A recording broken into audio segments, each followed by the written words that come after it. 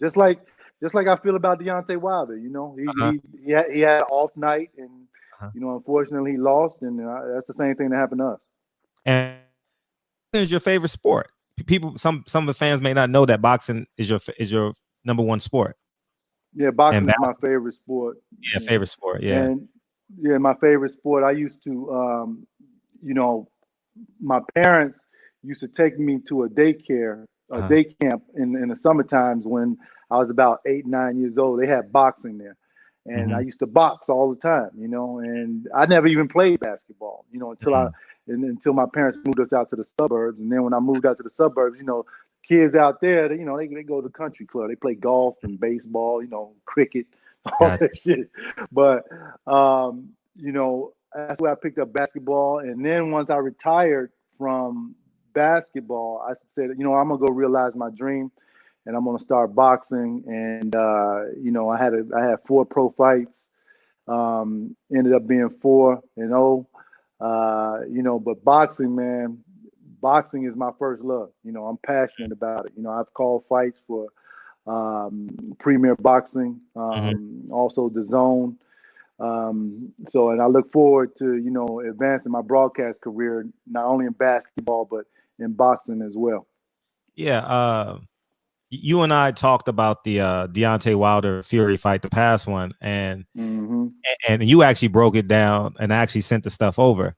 Yeah. You want to talk about that fight in terms of adjustments and Yeah. part three? Yeah, I felt that Tyson Fury won the fight. Mm-hmm. Whether he cheated or not, that's Right. that's Yeah. Yeah. that's debatable. I think that he did because of Uh-huh. the way that glove was flopping and everything. Yeah. But that was after the fight. During the fight, I thought that Tyson Fury made the right adjustments and Mm-hmm. won. Um, he went and hired Sugar Hill, which is the nephew of Emmanuel Stewart, Mm-hmm. who is excellent at making who was excellent at making adjustments, and he passed that down to his nephew. If you go back and you look at the fight between Lennox Lewis and Hasim Rahman, he used the same combination on Hasim Rahman. Uh, a left hook, right hand. That's what he knocked Hasim Rahman out. If you go back and look at the fight between Tyson Fury and Deontay Wilder, Tyson Fury threw that combination, and I counted for it 37 times in that fight Wow. because Deontay has a tendency to pull back with his arms straight out like Uh-huh. this. And that's the same thing Hasim Rahman did. And, you know, Sugar Hill studied him and said, look, this is what we're going to do. And, you know, now all Deontay needs to do is make the adjustment. And you already know the adjustment I Yeah. talked about, but we're not going to reveal that yet because we may have some Okay. Tyson Fury people. Yeah, we got some definitely a lot of Tyson Fury fans. We might have Yeah. some spies in the camp. I don't know. We may not. We may have some spies in the camp. Talk about the welterweight division. Who do you like in the welterweight division? Oh, you know, I like Errol. Uh-huh. Errol Spence. You know, that's you know, unfortunately, God bless. God was with him. You Amazing, know, right? because I'm telling you, man, when I saw that car accident, the video of Sheesh. that car accident, I said, "There's no way he made it out of this." You know, and you know, hopefully he learned his lesson. You know, I don't know what was going on, but you know, I know he wasn't doing what he was supposed to do. Mm-hmm. You know, and you know, hopefully the young fella learned the lesson. He can come back, rededicate himself to his craft, not balloon up to 190 pounds anymore. You know, he got to be disciplined, man. You know, and you know, be like take Floyd's example. Floyd don't ever get off his weight Sure. too much. Uh-huh. So, but I still think he's the best in the division. I understand. Did he sign to fight Danny Garcia in September? Uh, that was supposed to fight. They were supposed to fight in January, but I believe they're fighting because he fought a left-hander. Danny Garcia fought Ivan Rakic. So I think it's just a transition over to Just Earl a Spence. transition, yeah. Yeah. Yeah, Mm-hmm. because I knew they were supposed to fight in the spring, but you know, Mm-hmm. because of the accident, they had to move it back. But you know, I think that when eventually, if he and Bud Crawford should meet, Mm-hmm. I I think it's I think he's gonna run right through Bud. You know, That's the man. Even though Bud is a good fighter, man, I think he's gonna run through him. Yeah, I think he just man. You know, I literally just got done watching shout out to Reggie Owens. I literally just got done watching Evander Holyfield versus Mike Tyson.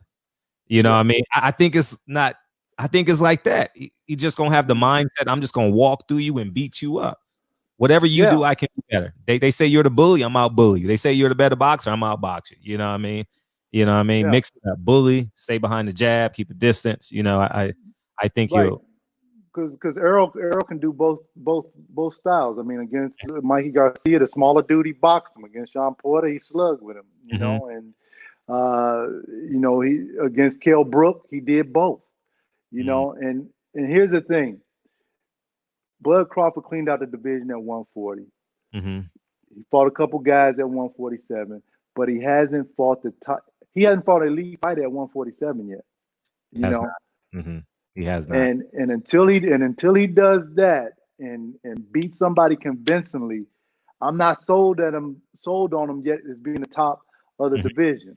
You know, and like I said, he's an excellent fighter. I'm not taking anything away from him, but this is a different division, and he hasn't fought a monster yet. Yeah, and we got some calls that want to. You want to take some calls? Oh yeah, man. Right. You want to take some? Because I got people waiting. They jabbing at the bit. I said Kendall Gill coming. Hell okay. Yeah! What up, Drew? Yo, what's good? What's good? What's good? Oh man, appreciate you. Yeah, Kendall Gill, man.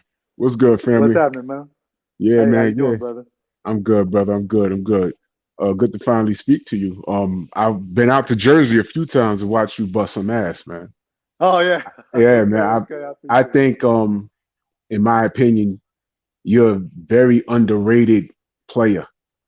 Very underrated, and I don't think people talk about you enough. You know, you were a solid guy. I mean, so solid. Like back in the day, you remember the NBA games, NBA Live, and all that stuff. NBA Jam, NBA Jam team was the shit, Kendall. Yes, yeah. NBA Jam, yeah. I always when I would put together your own team, when they gave the option to make your own team, I always had you on my squad. Because I appreciate that. You did a little bit of everything. I had you teamed up with Penny, the second string, the guard position. That shit was dope. That shit always worked. That shit was. I had you coming off the screen. You always hit the three. It's like you never missed. That shit was crazy. Thanks,